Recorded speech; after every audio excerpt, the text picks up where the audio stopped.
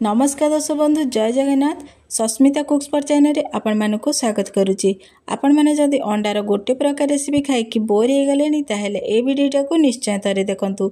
से मसला से तेल आम टे अलग प्रकार अंडा रेसिपी प्रस्तुत करवा ताले वीडियोटा को फुल वाच करूँ।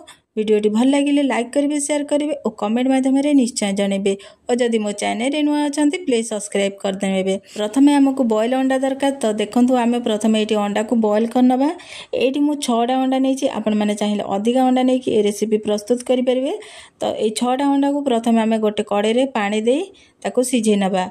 ये मुझे गोटे चामच लुण पके ताको 10 मिनिट पे सिझेबा को छाड़देली। ता भीतर आम मसला रेडी करनबा।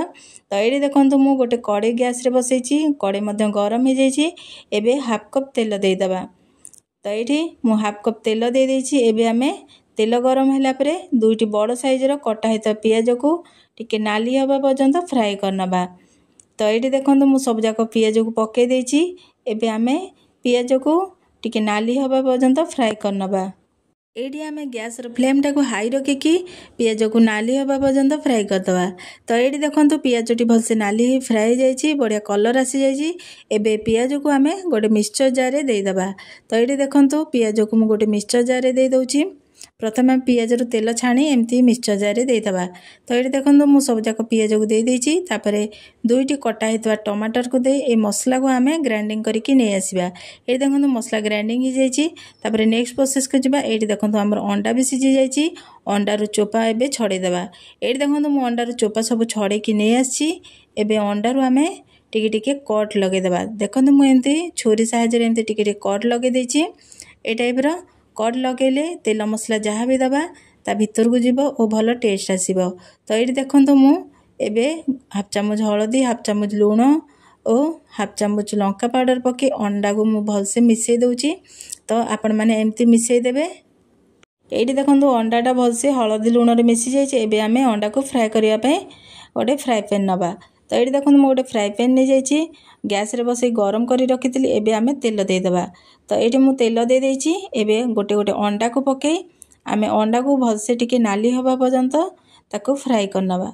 तो ये देखो मु सब जाक अंडा को दे देइछि आ अंडा को एमते धीरे धीरे ताको फ्राए करनबे। तो ये देखो अंडा टिके फ्राए हे आसिलानी हमर।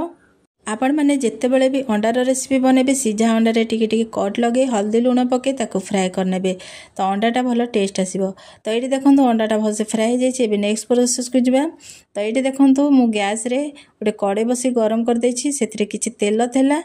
तो मु आउ किछि तेल देइनी। तापरे गोटे तेजपत्र, गोटे टालचीनी आ गोटे कटा हिता पियाज को पके ताको किछि समय पे फ्राए करनबा। एडी टिके फ्राए हो जाइए। एबे आमे अदा रसुण कंचा लंका को बाटिकी रखिथिले ताको पके दबा। तो ये देखो मु पके देछि अदा रसुण पेस्ट को। एबे आमे गोटे चामच हलदी, गोटे चामच लंका पाउडर, गोटे चामच जीरा पाउडर, गोटे चामच धनिया पाउडर और गोटे चामच चिकन मसला पके आमे मसला को 3 ରୁ 4 मिनिट भलसे कसी नबा। तो ये मसलाटा टिके सुखिला लागुची सेथिपई मु अल्प टिके पानी दे देछि। तापर पानी देला परे आमे 2 ରୁ 3 मिनिट पे मसला को आमे भलसे कसी नबा। तो ये देखो मसलाटा टिके भलसे कसी हो गलानी। मसला रो तेल भी छाड़िबा आरंभ हो जाइए। एबे आमे पियाज को जो पेस्ट करके रखिथिले ताको पके आमे आउरे 2 ରୁ 3 मिनिट पे मसला को भलसे कसी नबा। तो ये देखो मसलाटा भलसे टिके कसी हो आसिलानी। बहुत बढ़िया कलर देखा जाउची। एमती आमे 2 ରୁ 3 मिनिट पे भलसे कसी दबा। तापर आमे किछि मेथी पत्र पके दबा, भल बास्ना आसीबो। तो ये मु किछि मेथी पत्र पके देछि और ताको भलसे कसी नेछि। एबे हमर मसलाटा भलसे कसी जाइछि। एबे आमे पानी दे दबा।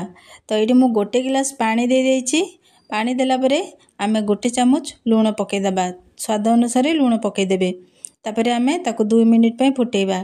तो ये देखो 2 मिनिट हो जाइछि। तरकारी भी भलसे फुटी जाइछि। एबे आमे फ्राए करके रखिथबा अंडा को दे दबा। तो ये देखो मु सब अंडा को दे देछि। एबे आमे ताको टिके भलसे गोळे दे ताको 2 ରୁ 3 मिनिट पे फुटिबा को दबा। एठी आपण माने केतिकी झोल रखिबे से हिसाब रे पानी दे देबे। एई प्रोसेस रे आमे 2 ରୁ 3 मिनिट फुटेला परे एबे हमर तरकारीटा भलसे प्रस्तुत हो जाइछि। एबे आमे गोटे चामच गरम मसला पके आउ थरे ताको भलसे गोळे नबा। तो एठी देखो मु भलसे ताको गोळे देछि। एबे हमर प्रस्तुत हो जाइछि अंडा मसला तरकारी। এই ପ୍ରୋସେସ୍ରେ ନିଶ୍ଚୟ ଥରେ ବନେଇକି ଖାଆନ୍ତୁ। ଏ କେମିତି ଲାଗିଲା ମୋତେ କମେଣ୍ଟ ମାଧ୍ୟମରେ ନିଶ୍ଚୟ ଜଣାନ୍ତୁ।